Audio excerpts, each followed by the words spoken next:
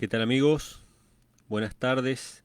Nuevamente nos encontramos en esta pequeña meditación entre semana que tenemos cada miércoles, eh, esperando que sea de bendición, ¿no? Para cada uno de los que están allá del otro lado.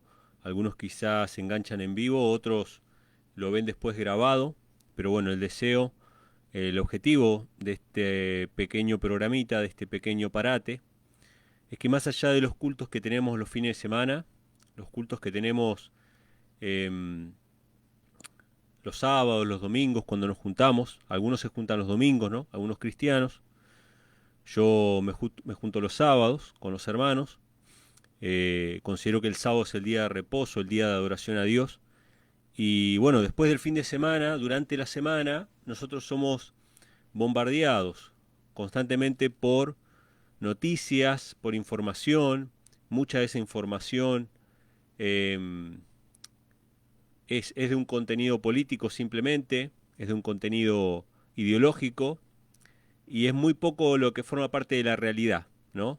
De lo que nosotros vemos en la tele, o escuchamos por la radio o vemos en las redes sociales incluso que recibimos constantemente, ¿no? Bueno, se van sumando algunos, Marcelita, Briones Astudillo, desde Chile, un saludo para vos, Minerva Vélez, mi suegra, Dios te bendiga, desde Puerto Rico, en Chile, Eterno Milagro, Viviana, Paula Perón, Tony Núñez, en Instagram también están mirando algunos, así que bueno, saludos para todos. Gran parte de lo que nosotros recibimos a través de los medios de comunicación es de un contenido ideológico y político. Y muy poco de eso que recibimos refleja la realidad, muy poco refleja la realidad. Probablemente los medios de comunicación o la industria de las noticias, ¿no? Sea una de las industrias, una de las maquinarias más corruptas que existen hoy en día y más poderosa, ¿no? Eh, Gisela Retamar, desde Instagram, nos sigue también, nos está mirando un cachito ahora, así que saludos para vos. A Bruno y a Gaby, a Luis Villar, desde Chile también. Saludos a todos.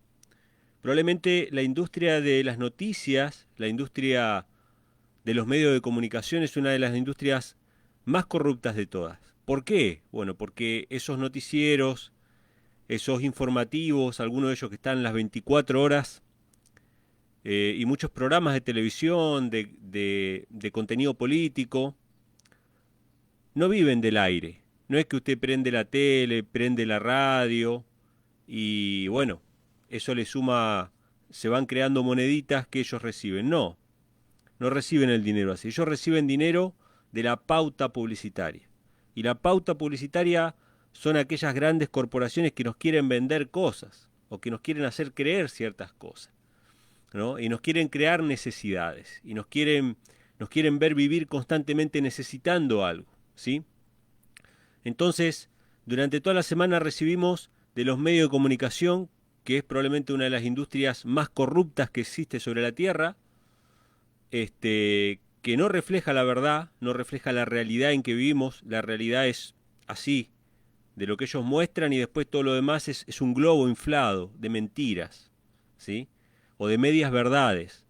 Entonces, realmente lo que recibimos, lo que consumimos constantemente de los medios es tóxico, ¿no? Nos ataca la mente, nos ataca la mente. Entonces, entre semana es bueno poder recibir algo de la palabra de Dios, recibir de las palabras de Cristo, de su mensaje de amor, de su mensaje de misericordia. Cristo no andaba por la calle amenazando a todo el mundo, no, Él los atraía con las cuerdas del amor de Dios, los atraía con un mensaje de salvación, un mensaje de compasión a esas almas que estaban agobiadas por los medios de comunicación de aquella época que no era ni más ni menos que la clase dirigente, que era tanto líderes políticos como religiosos. Y todas las verdades que ellos sabían estaban filtradas por esa casta que era de los escribas y fariseos. Saludos a Esther Ayala, que nos mira de Neuquén. Saludos Maritza, mi esposa. Adrián Soler, nos acompaña en Instagram. Julián, Alex, Rodrigo Romano, eh, Alexandra, Ima Alexandra, Bueno, saludos a todos los que nos acompañan. Maco, Dios te bendiga también, que estás ahí acompañando desde Facebook, desde Puerto Rico.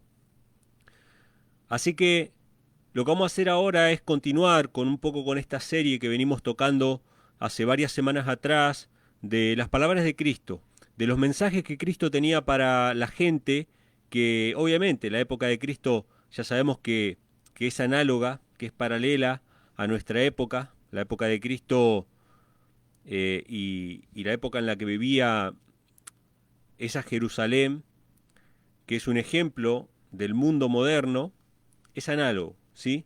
Los pecados que habían en aquella época son los pecados que hay en nuestra época. La degradación había llegado a un extremo en la época de Cristo, al punto de que la gente andaba endemoniada por la calle, ¿sí?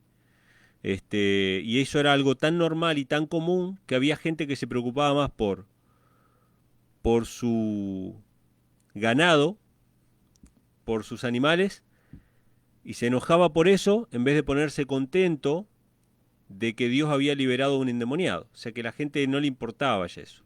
Ver la degradación del ser humano en su máxima expresión, ¿no? Así que así era la época de Cristo, así es nuestra época, estamos llegando ya a los finales de la historia. Sé que hay muchos pastores a los cuales les gusta anunciar cosas y están diciendo, bueno, en noviembre, en septiembre, en diciembre, el año que viene, acá y allá. Y ese es el alimento de ello, ¿no? Y necesitan esa adrenalina de saber que algo llega, porque le falta lo más importante, que es el Hijo de Dios. Entonces sé que hay muchos que están así. No es en ese tono que digo que estamos en los tiempos finales. Desde el año 1844 para acá estamos en los tiempos finales, en el tiempo del fin, y probablemente ahora estamos en el final del tiempo del fin. Y cada vez vamos a ir viendo la degradación más y más del ser humano, y cada vez nos va a horrorizar menos la degradación del ser humano. Porque nosotros vivimos mirando las noticias, las series, las películas, vemos la violencia la consumimos a través de los medios. Bueno, entren a Netflix, elijan cualquier serie al azar y van a ver violencia. Van a ver violencia en su máxima expresión. Violencia, sexo, hechicería, y todo eso es nuestra comida, nuestro alimento, al punto de que ya nada nos asombra, ya nada nos conmueve, ya nada nos alarma. Y eso es problemático.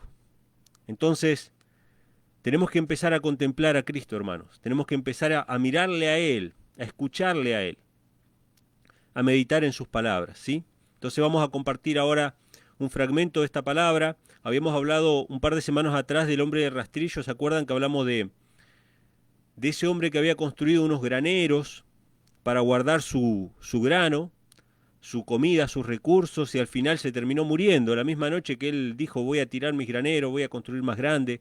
Y Jesús nos dice que no confiemos en las riquezas, que no confiemos en las cosas materiales. Después de eso Jesús nos dice, mira los lirios, mira las aves, que no siembran, no ciegan, ni recogen en graneros como aquel hombre del granero, ¿no? Entonces hablamos acerca de que las espinas están cubiertas de rosas y cómo Dios nos llama a mirar las rosas y las flores como una evidencia de su amor, a pesar del pecado y de la degradación en la que estamos viviendo, que le contemplemos a Él. Y también que nos llama a mirar los lirios del campo para aprender a confiar en Él, en que Él nos provee todas las cosas. Y siguiendo con ese mismo discurso, siguiendo con ese mismo hilo, ese sermón de la montaña, vamos a pasarnos a Mateo capítulo 7. Lo anterior lo vimos en Lucas 12, pero ahora lo vamos a ver en Mateo capítulo 7 y vamos a ver las palabras que siguen en este sermón. Voy a ir saludando. Bueno, Grace Claro, Dios te bendiga, hermana. Fernando Samaniego. Bueno, varios hermanos que nos están acompañando ahí por Instagram también. Saludos a todos. Gracias por estar ahí acompañando. Entonces vamos a ir a Mateo capítulo 7 y vamos a ver las palabras que siguen a esta cuestión de ver a las aves y de ver a las flores. Vamos a tratar de ser breves en esta ocasión para que nos entre ahí en la grabación de Instagram. Mateo capítulo 7, versículo 1 y 2. Nos dice lo siguiente. No juzguéis para que no seáis juzgados, porque con el juicio con que juzgáis, seréis juzgados, con la medida que medís, os volverán a medir. Bueno, interesante. Esperen que voy a sacar esto de acá. Ahí estamos. Interesantes palabras de Cristo. Cristo nos dice, no juzguen para que no sean juzgados. Y con la medida con que ustedes juzguen, van a ser medidos. Y estas palabras, hermanos, tenemos que entenderlas en su contexto. ¿Qué significarán estas palabras? No juzgues para que no seas juzgado. ¿Significará que no hay que juzgar absolutamente? Y ahí es donde viene el problema, ¿no? Ahí es donde vienen las malas interpretaciones.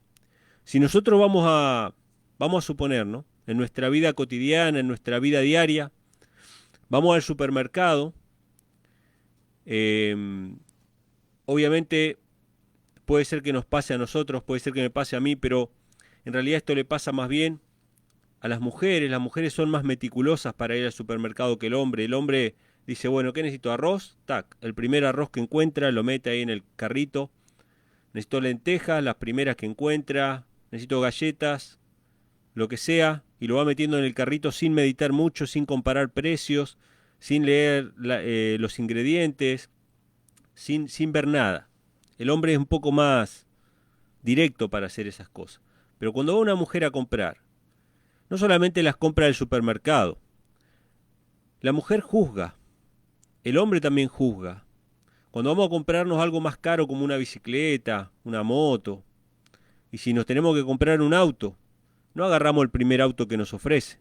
Miramos varios, analizamos precios, analizamos las funciones que tiene. Nosotros juzgamos constantemente. Nuestra vida consiste en juzgar. En nuestro trabajo, nuestro jefe juzga y mide lo que nosotros hacemos. Y eso está bien que así sea.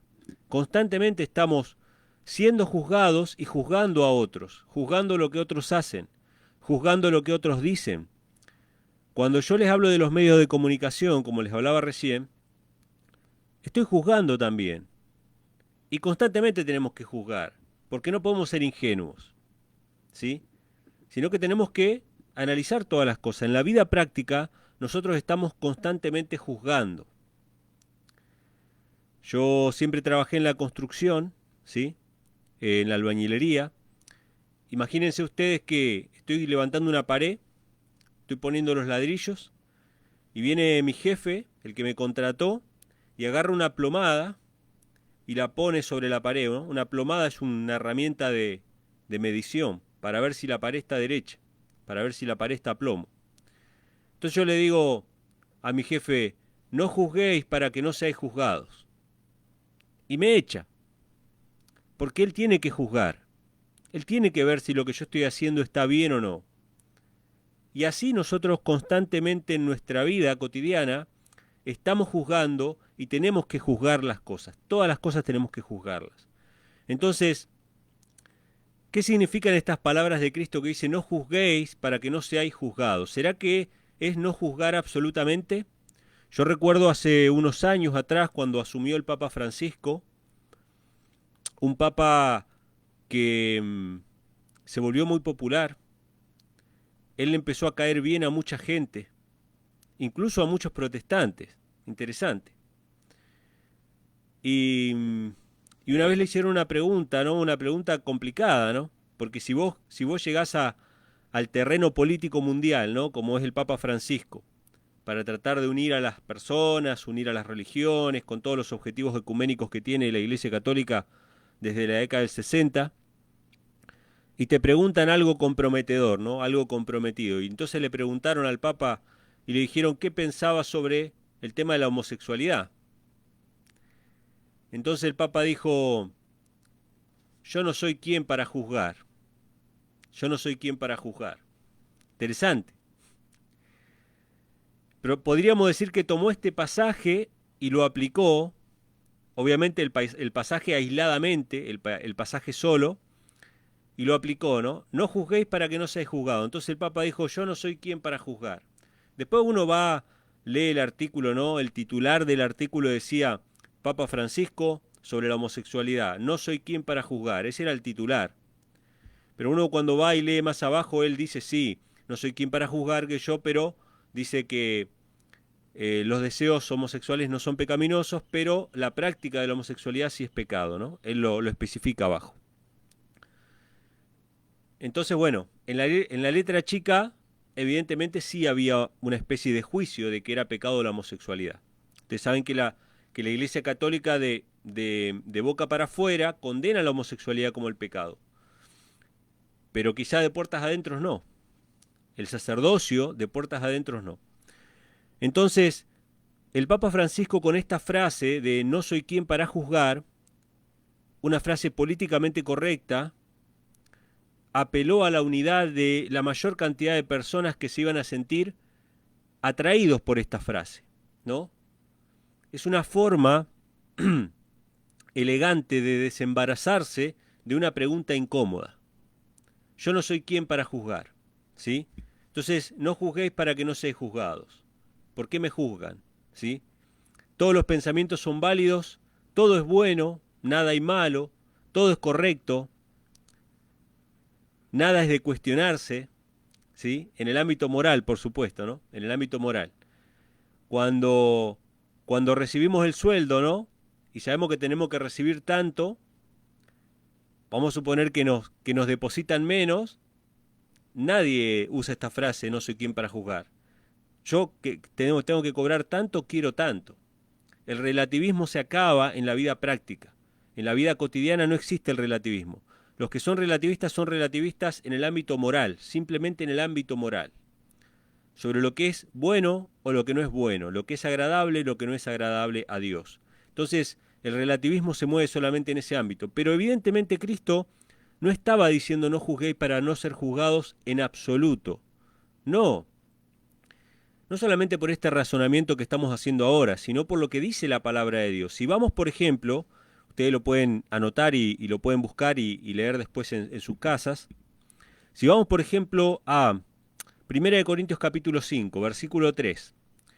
En la carta a los Corintios el apóstol Pablo le habla a esta iglesia de que ellos, él se había enterado de que ellos estaban por celebrar la fiesta de los panes sin levadura, una fiesta solemne que vendría a ser como la Santa Cena, ¿sí?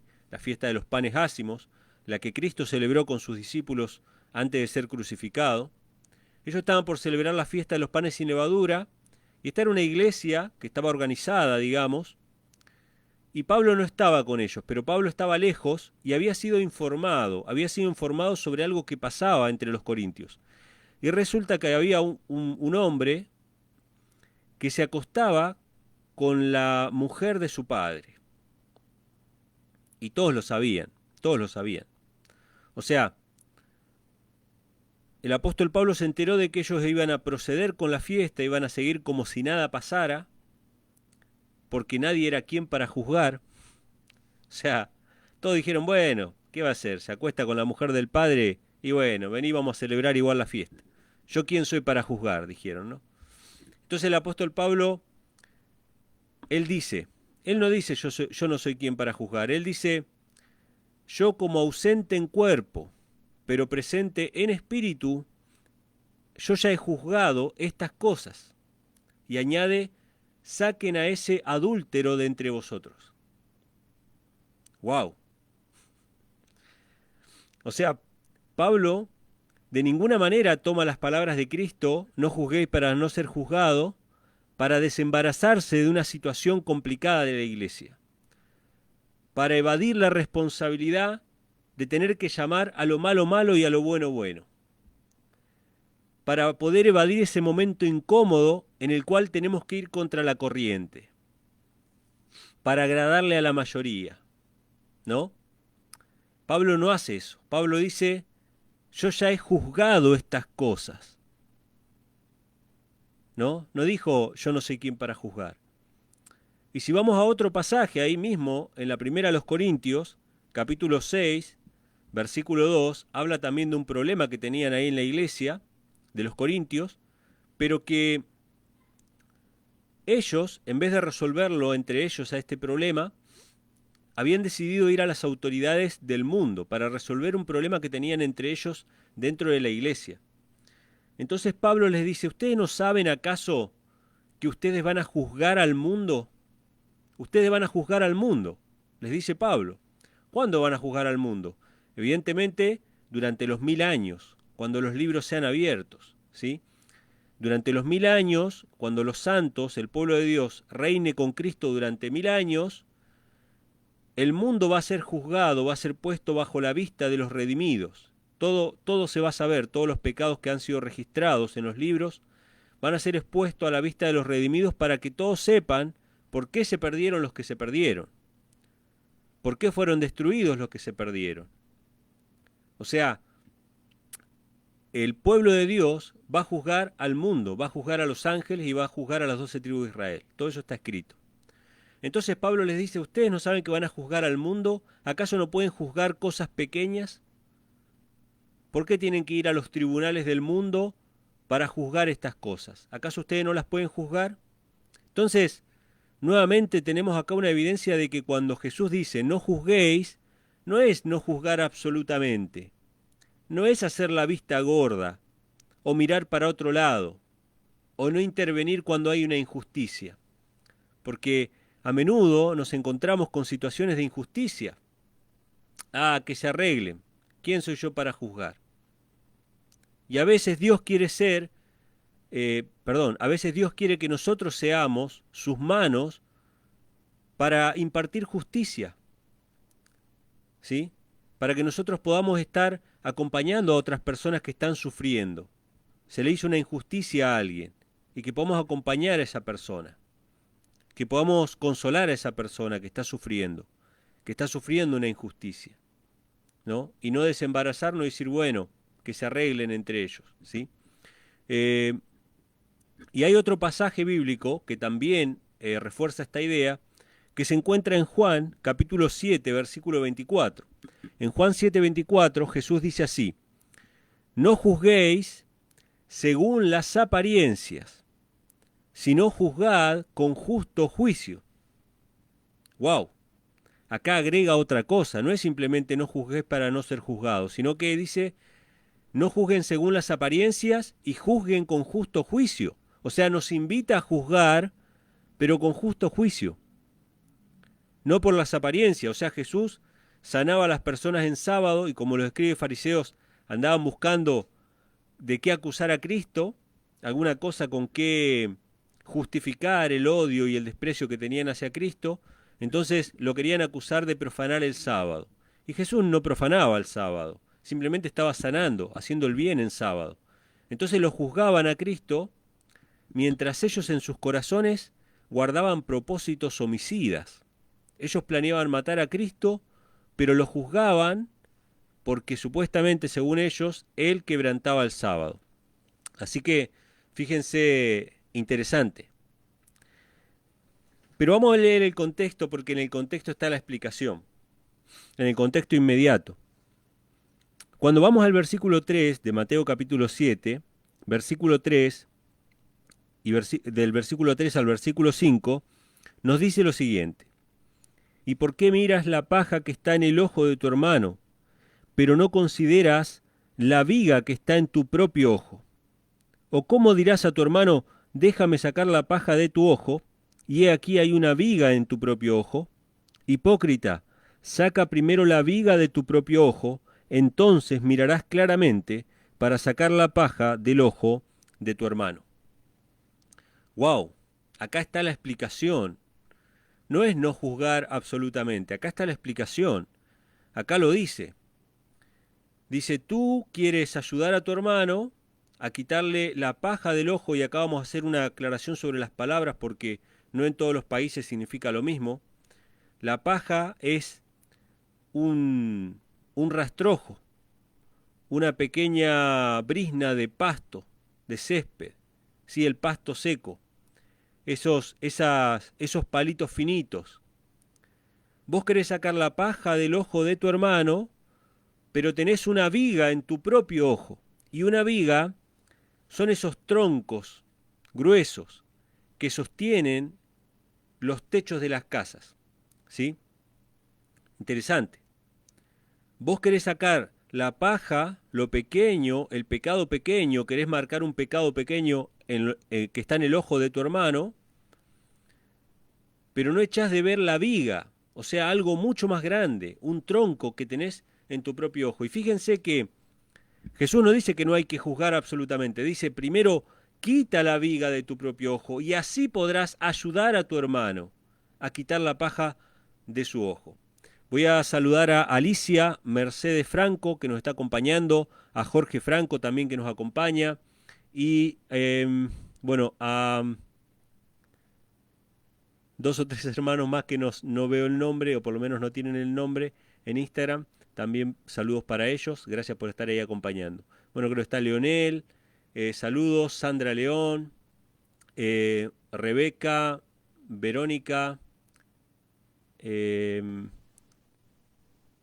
bueno, a todos los hermanos, Camilo Antonio, bueno, saludos a todos los que están ahí acompañando también por Instagram y por Facebook. Eh, entonces, fíjense cómo viene la cosa.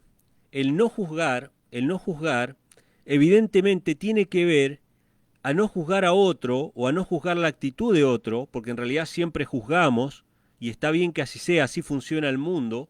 Si no juzgáramos, se graduaría cualquier persona en la universidad, cualquier persona obtendría su título de medicina sin haber entendido nada porque nadie lo juzgó, porque está mal juzgar. No, evidentemente hay que juzgar y todo el tiempo estamos juzgando las cosas. Y estamos evaluando las cosas porque queremos mejorar y queremos ayudar.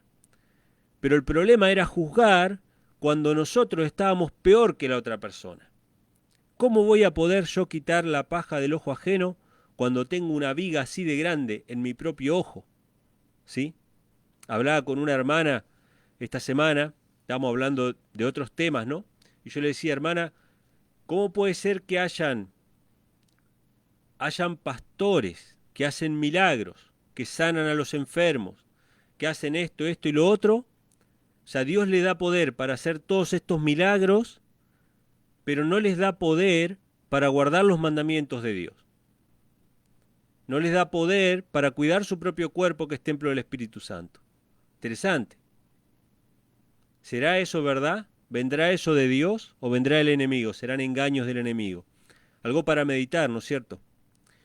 Entonces, acá viene la cuestión, y yo creo que comprender esto también nos va a ayudar a comprender un poco más una de las acusaciones más grandes que recibe el cristianismo, ¿no? De hipocresía por parte de la comunidad LGTB. Por ejemplo, recién mencionábamos al Papa Francisco opinando sobre la homosexualidad, ¿no? O sobre la comunidad LGTB, desembarazándose de la situación, ¿no? Diciendo, bueno, yo no soy quien para juzgar. Bendiciones, Daniela, gracias por acompañarnos. Y yo creo que el gran problema estriba en que los cristianos no estamos siguiendo la Biblia al pie de la letra. ¿Por qué? Porque así como la Biblia condena la homosexualidad, porque esa es la realidad, la Biblia condena la homosexualidad, la cataloga como dentro de una perversión sexual, ¿sí? La Biblia condena la homosexualidad, pero la Biblia también condena el adulterio. La Biblia condena el adulterio, si la relación entre dos personas solteras que no están casadas. Perdón, la relación entre dos personas casadas o una de las dos personas que está casada, ¿sí? Eso es el adulterio. Y también condena la fornicación, que es la relación entre dos personas solteras pero que no están casadas entre sí, ¿sí? Que es lo que más se da entre los jóvenes. Si los jóvenes no llegan a casarse, sino que tienen relaciones ante el matrimonio.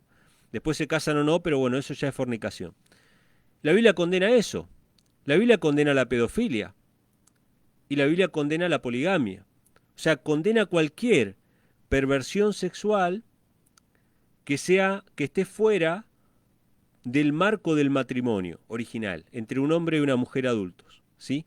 O sea, cualquiera de estas perversiones sexuales es condenada por la Biblia. Entonces, ¿por qué la comunidad homosexual o la comunidad LGTB acusa de hipocresía o de homofobia o de etcétera, etcétera a la iglesia o al cristianismo?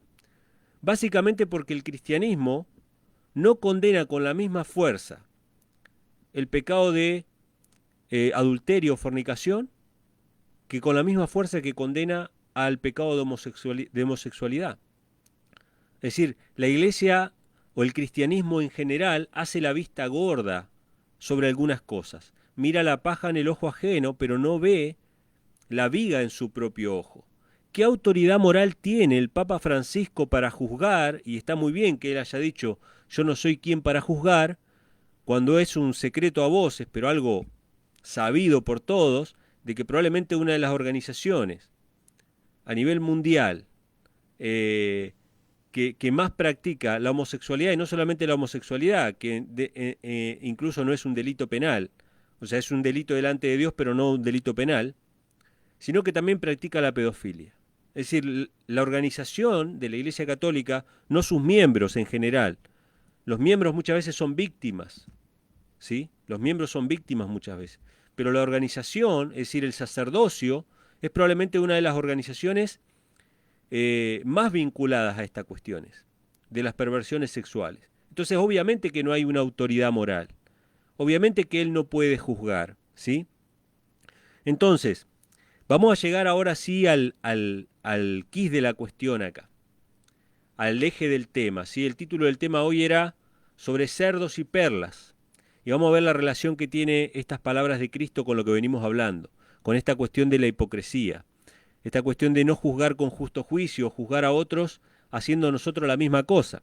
Dice en el versículo 6, no deis lo santo a los perros, ni echéis vuestras perlas delante de los puercos, no seas que la pisoteen y se vuelvan y os despedacen.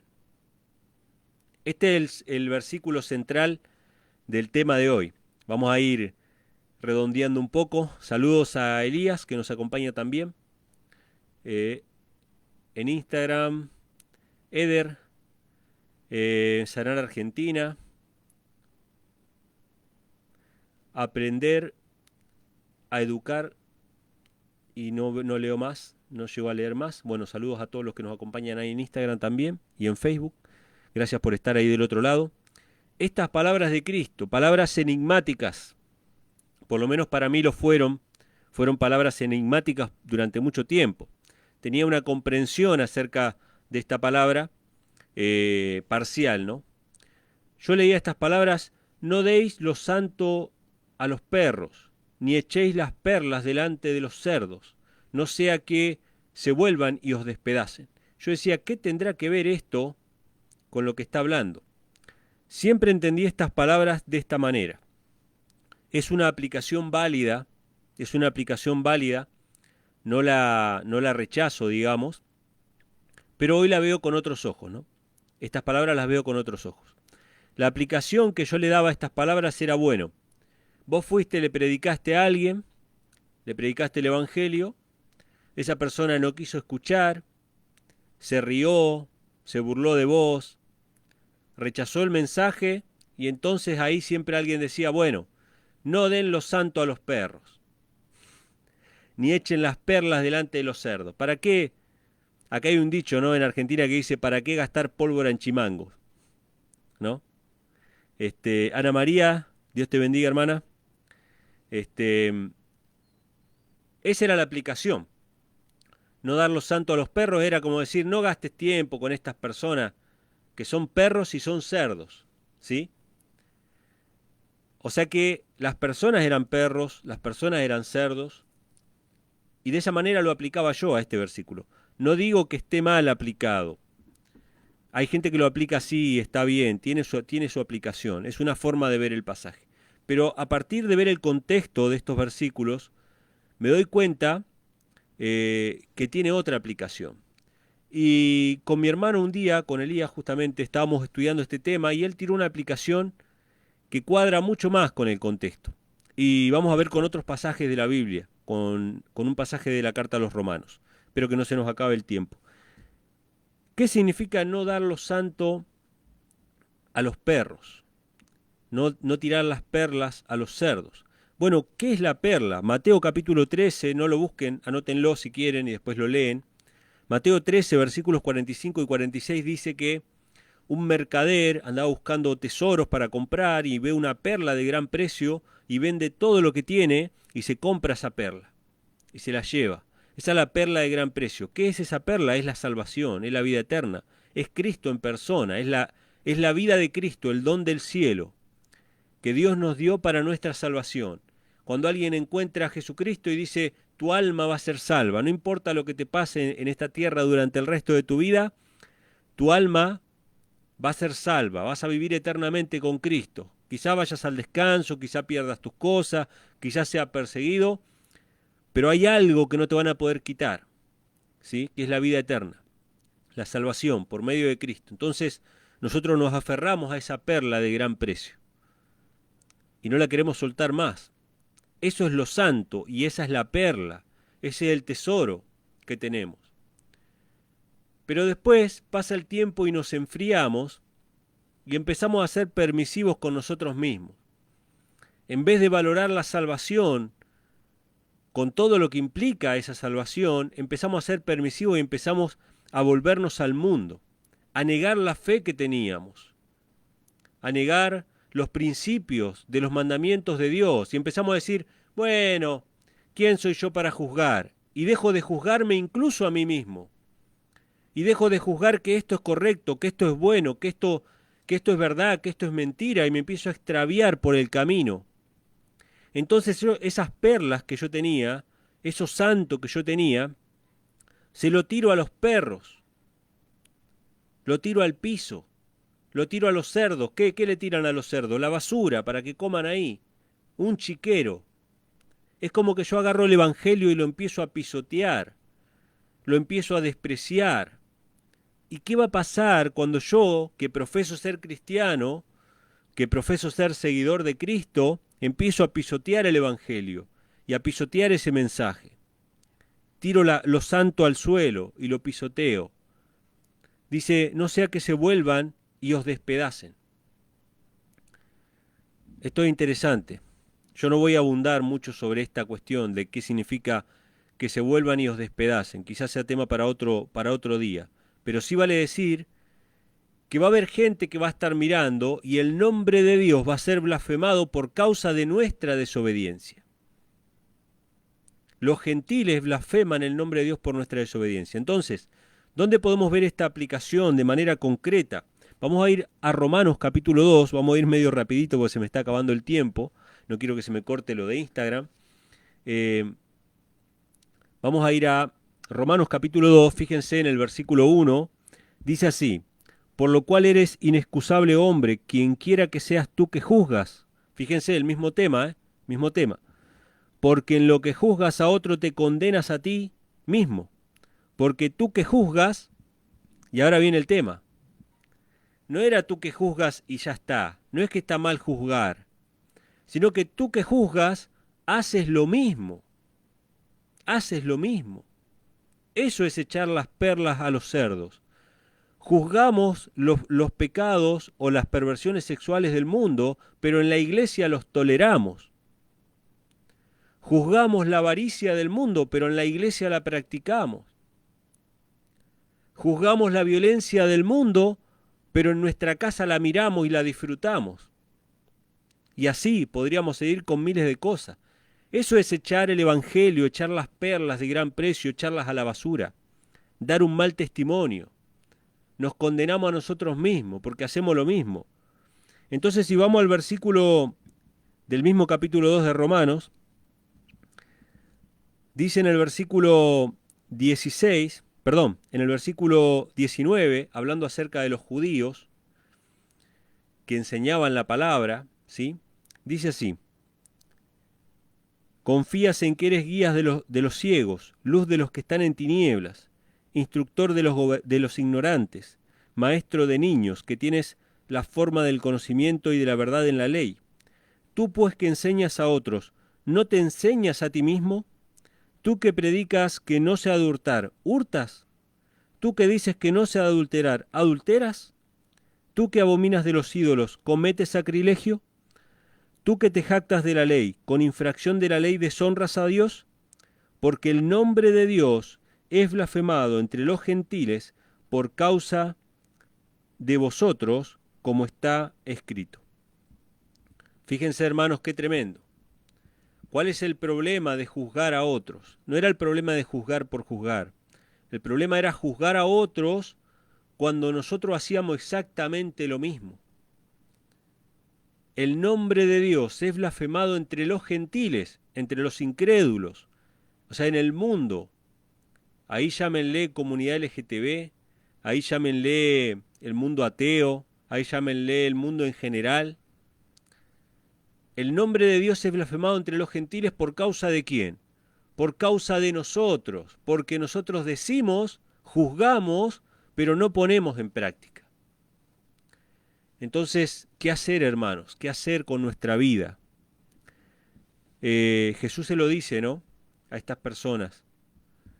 Quita primero la viga de tu propio ojo y vas a poder ayudar a otros. No juzgar por juzgar, sino juzgar para hacer el bien. Poder ayudar a otros a superar los problemas. ¿Cómo podemos ayudar a tener esperanza a los demás si nosotros tenemos depresión? ¿Cómo podemos ayudar a otros a tener paz si nosotros vivimos en ansiedad? No podemos. Entonces tenemos que caer a los pies de Cristo. Tenemos que caer sobre la roca. Tenemos que permitir que Él nos limpie, que Él nos lave con su sangre. Tenemos que caer a sus pies y decirle, Padre, tú sabes que mi vida no es perfecta. Mi vida tengo esto, esto y esto. Padre, quítamelo en el nombre de Jesús. Siempre que oramos a Dios para pedirle que nos quite todas esas cosas que nos atan al mundo, que nos hacen vivir una vida hipócrita, una vida dando un doble mensaje, con la boca alabamos a Dios y con nuestros actos alabamos al mundo, tenemos que pedirle a Dios que nos quite eso y confesar que Cristo sea nuestro Señor y nuestro Salvador. No importa cuántos años de iglesia tengas, o si recién hace poco conoces el Evangelio, Cristo quiere recibirnos. Cristo quiere quitar de nuestro ojo la viga. Cristo se lo quería hacer a los escribas fariseos. No era que los escribas fariseos no tenían más oportunidad. Se lo quería hacer. Ellos tenían oportunidad, aunque eran líderes religiosos de toda la vida, salvo algunos como Nicodemo, Simón de Cirene, que eran maestros de religión, que tenían una vida hipócrita durante toda su vida, y Cristo se los hizo porque ellos se lo dejaron. Y ahora el diablo viene y te dice, no, pero vos ya durante toda tu vida fuiste un hipócrita. Vos ya tu caso es un caso perdido. No le creas porque el diablo siempre miente. Todo lo que el diablo te susurra al oído es mentira. Es mentira. Pero créele a Cristo que Él sí quiere sanarte, quiere sanar tu vida. Y por más que hayas tenido una vida hipócrita en el pasado, Él quiere hacerte una persona nueva, que puedas dar testimonio de la verdad, que puedas dar testimonio de la salvación y que tu vida sea una bendición para los que te rodean. Así que hermanos, esta es la pequeña reflexión que podemos sacar de las perlas y los cerdos, ¿sí? En el Sermón de la Montaña, estas preciosas palabras que Cristo nos dio y que, bueno, cada día que la recordemos, cada día que meditemos en ella, vamos a ir sacando cada día más lecciones, hermanos, lecciones espirituales de mucha bendición para nuestra vida. Así que hasta aquí hemos llegado hoy. Termino saludando, bueno, a Fernando Samaniego, bueno, escribió acá también en Facebook, saludo para vos también, hermano, y bueno, a todos los hermanos de Instagram que estuvieron mirando, estos videos quedan grabados, bueno, Dios mediante quedan grabados, esperamos que así sea, y nos vamos a estar encontrando la próxima semana, el miércoles a esta misma hora, siempre a mitad de semana, tratando de reflexionar un poquito en la palabra de Dios. Gracias por estar del otro lado y nos vemos, que Dios les bendiga.